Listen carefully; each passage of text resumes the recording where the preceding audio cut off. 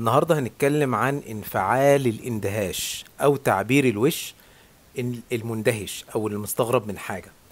بعمل عينين واسعة جدا والنني في النص بحيث ان هو فاتح عينيه بتعجب والحواجب مرفوعة بالشكل ده كده، وفاتح بقه اللي هو بقى مندهش جدا، والمناخير في النص عادي ملهاش وظيفة في الموضوع ده.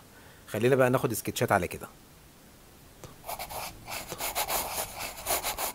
خلينا بقى نشتغل على سكتشات خاصة بالموضوع ده. انا برسم بقى شخصيات عادية، يعني حسب ما ايدي تجيب يعني. تمام، طبعا انت عارف احنا بنرسم الشخصية ازاي. طبعا ادي الوش، والشعر فوقه، وعلامة الزائد اللي في النص اللي بنرسم عليها الملامح.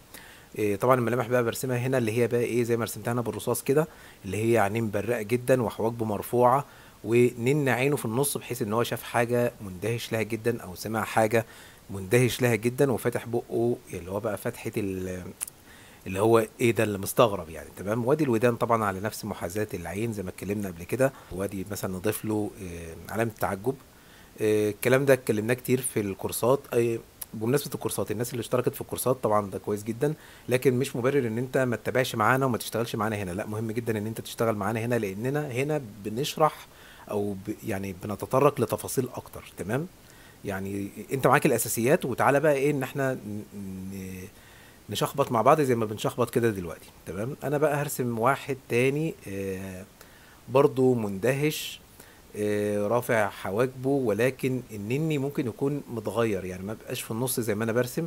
خليه مثلا باصص لفوق كده ومندهش، او في حاجه خضاه كده، او حاجه عارف انت مزعجه بالنسبه له، او حاجه اللي هي مدهشه بالنسبه له. زي مثلا صاروخ بيترمى عليه مثلا واخوه ولا هو سائل فيه مثلا، او ما يعرفش عنه حاجه. تمام، ومش في دماغه.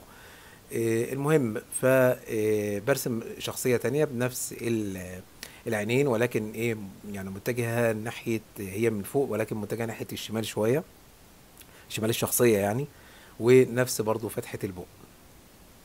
تمام، بعمل له بقى اي شكل كده، ودان، وادي شعريتين مثلا فوق كده يعني. اي شخصية حسب بقى الشخصية اللي انت بترسمها. ممكن ناخد سكتش كمان لواحد. ادي بنرسم مثلا شكل بيضاوي. طبعا انت فاهم احنا بنرسم بالاشكال الهندسيه الوش، لكن هنا غيرت الحاجب، خليت الحواجب واحد مرفوع والتاني لا. اشوف كده هيعمل معايا ايه، وخليه مثلا ايه فاتح بقه بطريقه مختلفه شويه عن عن فتحه البق اللي احنا عملناها في الاول. لا، ما ادانيش مندهش قوي، ولكن يعني شكله متعصب. طب تعالى كده اجرب بقى انزل الحاجبين خالص.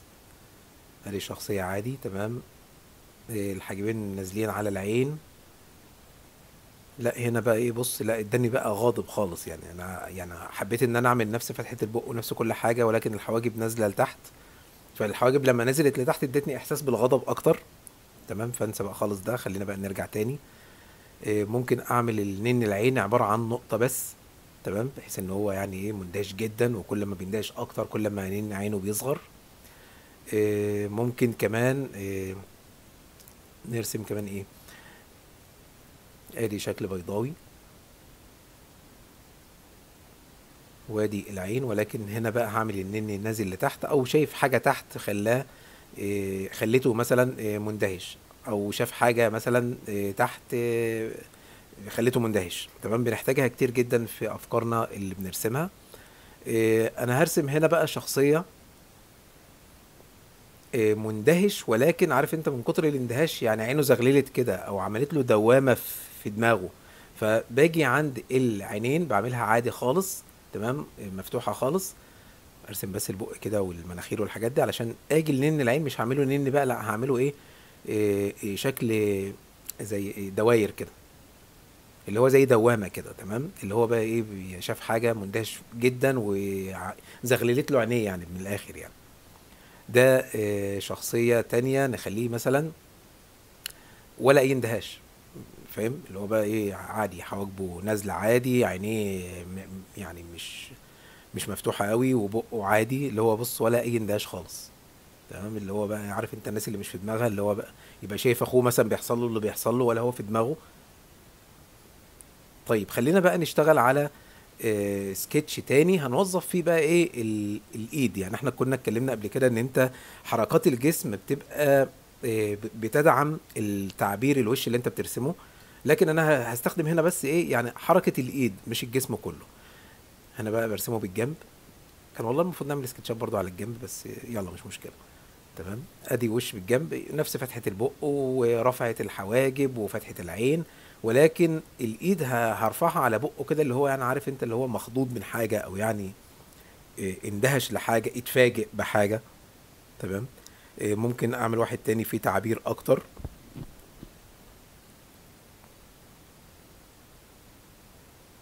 هنا يعني عارف انت لما انا رفعت البق اكتر، اللي هي الشفة اللي فوق دي رفعتها اكتر، لا ادتني احساس بقى مش الدهشة، لا الخوف، اللي هو شاف حاجة خوفته او اندهش وخاف. تمام. طبعا في بقى تعبيرات مركبه اتكلمنا عنها قبل كده، وهنتكلم عنها ان شاء الله في الفيديوهات اللي جايه. بس انا حابب ان احنا نشتغل فيديوهات بسيطه كده، لان الناس مش مركزه معانا بسبب الدراسه، وتقريبا هيبقى في امتحانات او حاجه، بناخد حاجات كده بس ان هي زي بيسموها كده حاجات لايت كده، علشان الناس ما تنزعجش مننا وما تقفلش برضو من الدراسه ومن المذاكره وكده، وفي نفس الوقت نبقى شغالين يعني.